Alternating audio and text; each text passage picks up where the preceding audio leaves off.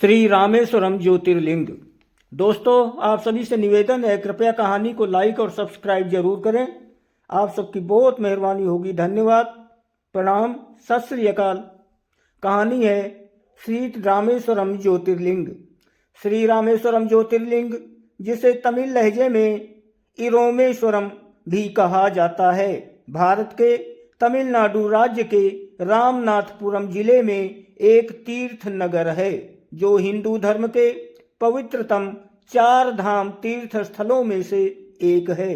ये रामेश्वरम द्वीप, पाम्बन द्वीप जिसे कहते हैं, पर स्थित है, जो भारत की मुख्य भूमि से पाम्बन जल संधि द्वारा अलग है। बीच में समुद्र आता है और श्रीलंका के मन्नार द्वीप से 40 किलोमीटर दूर है। भौगोलिक रूप से ये मन्नार की खाड़ी पर स्थित है। चेन्नई यानी मद्रास और मदुराई से रेल इसे पाम्बन पुल द्वारा मुख्य भूमि से जोड़ती है।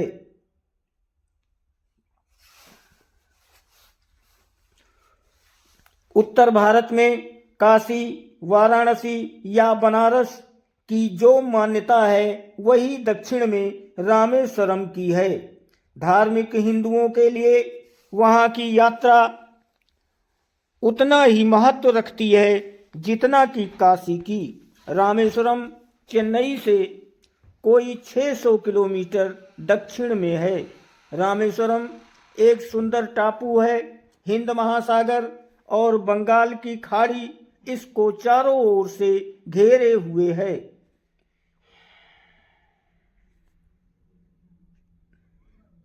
यहाँ पर रामायण से संबंधित अन्य धार्मिक स्थल भी हैं।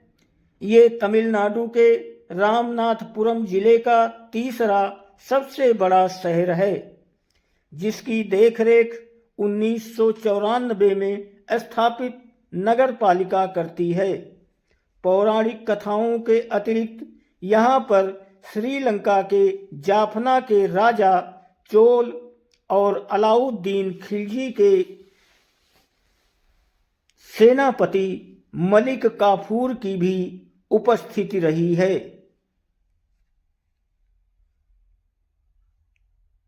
श्रीलंका के गृह युद्ध के दौरान विस्थापित तमिल लोगों, ईसाई लोगों, मिशनरियों और राम सेतु को तोड़कर नौवहन का रास्ता तैयार करने के लिए भी ये शहर चर्चा में रहा है।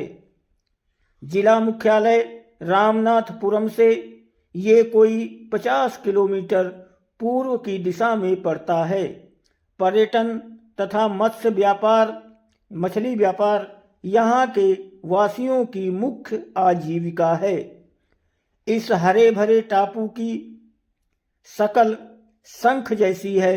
कहते हैं, पुराने जमाने में ये टापू भारत के साथ जुड़ा हुआ था,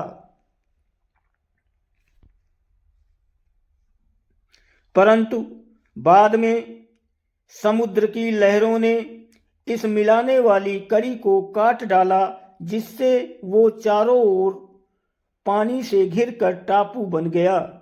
जिस स्थान पर वो जुड़ा हुआ था, वहाँ इस समय 2.5 मील चौड़ी एक खाड़ी है। शुरू में इस खाड़ी को नावों से पार किया जाता था।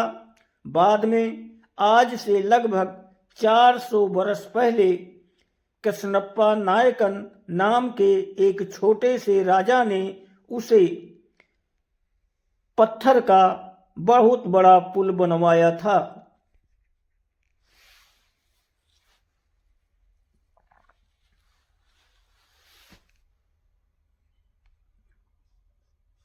अंग्रेजों के आने के बाद उस पुल की जगह पर रेल का पुल बनाने का विचार हुआ।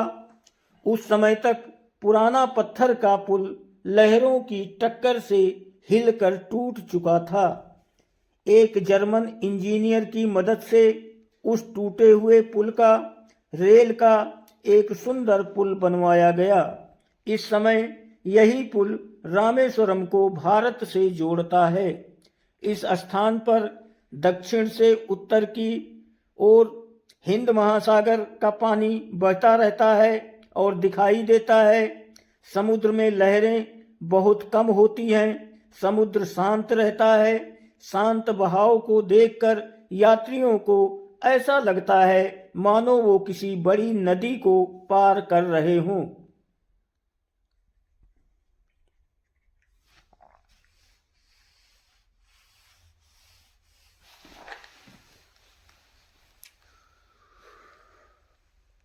रामेश्वरम शहर और रामनाथ जी का मशहूर मंदिर इस टापू के छोर पर है।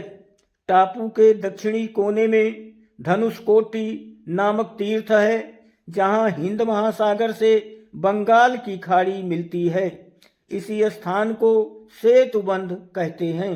लोगों का विश्वास है कि श्री राम ने लंका पर चढ़ाई करने के लिए समुद्र पर जो पुल यानी सेतु बांधा था वो इसी स्थान से आरंभ हुआ था, जहां उन्होंने धनुष से इशारा किया था। इसीलिए उसका नाम धनुषकोटी पड़ा। इस कारण धनुषकोटी का धार्मिक महत्व बहुत ज्यादा है। यहीं से कोलंबो को जहाज जाते रहे। 1964 संभवतः में आए भी भीषण तूफान और सुनामी के बाद अब ये स्थान बहकर समाप्त हो गया है। रामेश्वरम शहर से करीब 1.5 मील उत्तर पूरब में गंधमादन पर्वत नाम की एक छोटी सी पहाड़ी है। कहते हैं हनुमान जी ने इसी पर्वत से समुद्र को लांघने के लिए छलांग मारी थी। बाद में श्री राम ने लंका पर चढ़ाई करने के लिए यहीं पर विशाल सेना संगठित की थी।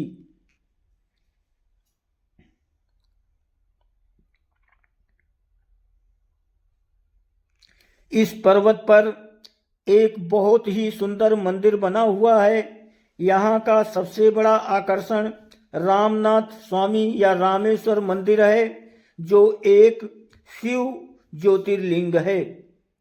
प्रकाश का स्तंभ भी है। कथाओं के अनुसार जब श्री राम ने लंका के राजा रावण का वध कर सीता जी को मुक्त किया तो गंधमादन पर्वत पर स्थित ऋषियों ने श्री राम पर ब्राह्मण रावण की वध का आरोप लगाने लगे।